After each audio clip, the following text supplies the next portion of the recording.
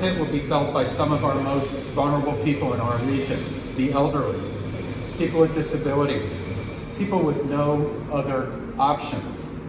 The union strike has come in the lead up to the holiday season and Black Friday later on this week. So it will be especially felt by the 165,000 people who use the bus every day to get to work. These are our hospital workers, our care providers, construction workers, service workers. Make no mistake, this work stoppage, especially if it comes to a full-on strike after this 3-day planned action, will have an impact on the region's economy. Of course, I've also heard from many students. There are over 100,000 students who regularly use the bus to get to school every day. Students at SFU, up Burnaby Mountain, UBC, Kwantlen, and Capilano University, just to name a few.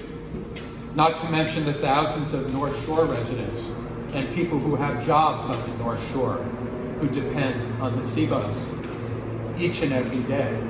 And of course, crossing the Burrard Inlet with the 2 bridges. We all know what happens when there's a traffic problem on one of the 2 bridges. This will further complicate our mobility situation. Roughly 100,000 people who use the bus to get to work do not have a driver's license or own a car. They are largely dependent on the public transit system to earn a living. These customers depend on our bus system to get around the region, and the union strike could leave them stranded. So first, what will continue to operate with the bus shutdown starting planned by the union for Wednesday? Several of our services at TransLink will continue to run. Of course, SkyTrain, that would be Expo, Millennium, and Canada lines, unaffected and will continue to operate. West Coast Express, and a few of our community shuttle routes.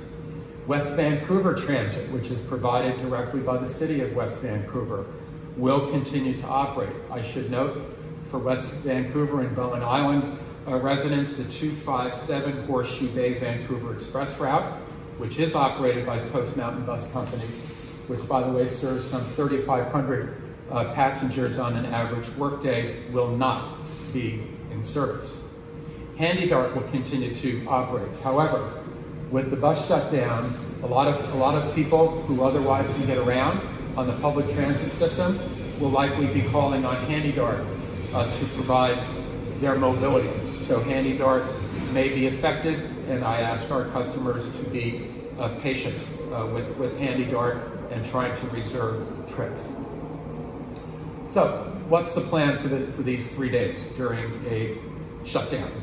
TransLink's mission is to support and manage the region's mobility. That's what we do. It's what we try to think about every day. Whether it's through our own directly operated services, through our contractors, or via partnerships with businesses, institutions, and alternative transportation providers.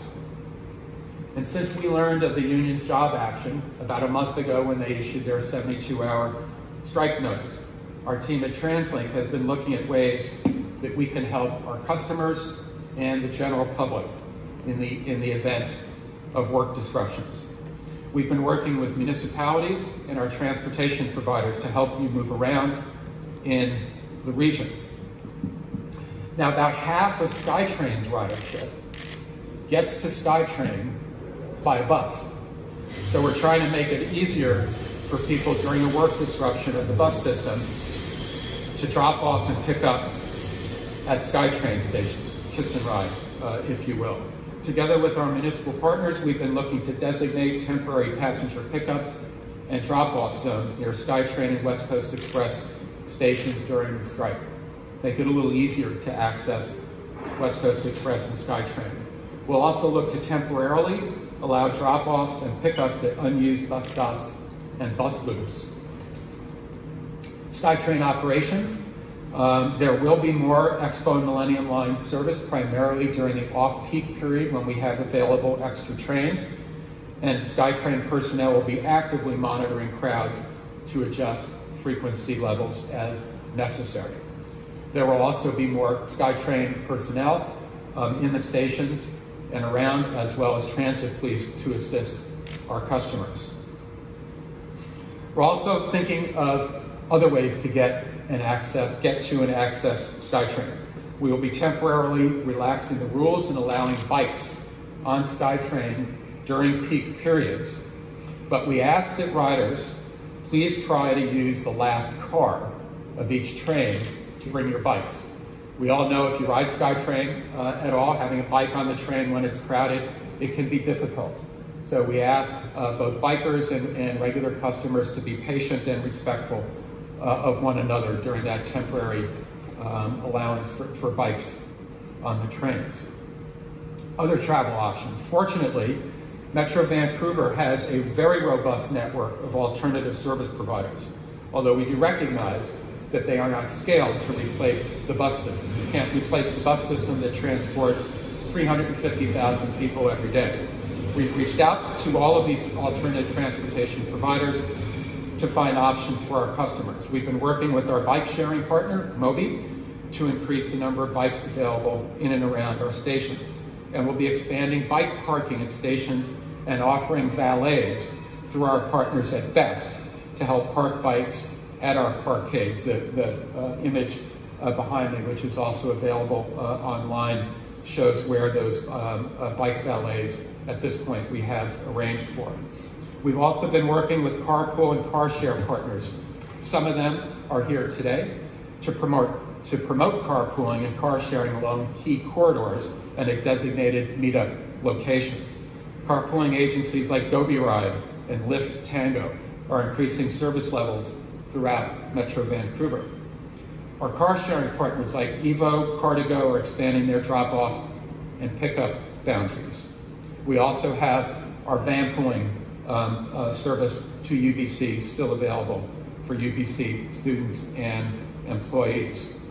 We've also been working with employers throughout the region, and we continue to encourage employers to reach out to us at TransLink. We can offer whatever options may be available to their employees. Where possible, we would be urging employers to allow their employees to flex their work schedules or to telecommute. I know that's not an easy option for many types of businesses, but to the extent possible, that would probably be helpful. And if you can, people should seek out an opportunity to carpool, to help get around. I've been amazed to learn about the various online groups that have formed already, connecting friends, colleagues, and neighbors with opportunities to share a ride. Our modelers at TransLink, our data scientists, if you will, are projecting there could be something like 36,000 more cars on the road during a 3-day bus shutdown. So we have to be mindful of that. It's not only the impact on the 350,000 people that use the bus every day, but in more general terms, the mobility of the region can be affected.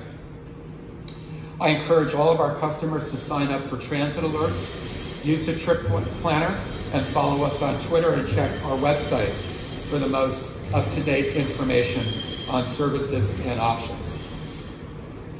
So, we all know that this is going to be a very difficult few days.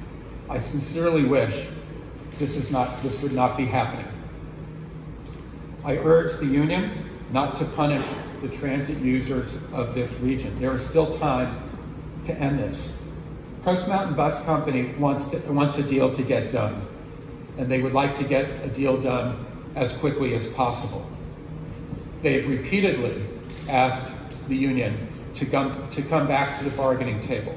They've repeatedly asked the union to submit to impartial third-party mediation. There's an offer on the table right now that gives the drivers guaranteed rest times. There's an offer on the table right now that gives drivers and mechanics higher wages, higher in fact than other public sector settlements. The offer on the table now is fair and reasonable. It's time to bargain and not issue ultimatums. That's why I'm asking the union once again today, put this unnecessary strike aside. Agree to come back to the table and to impartial third-party mediation. It's one of the best ways to resolve differences at the table.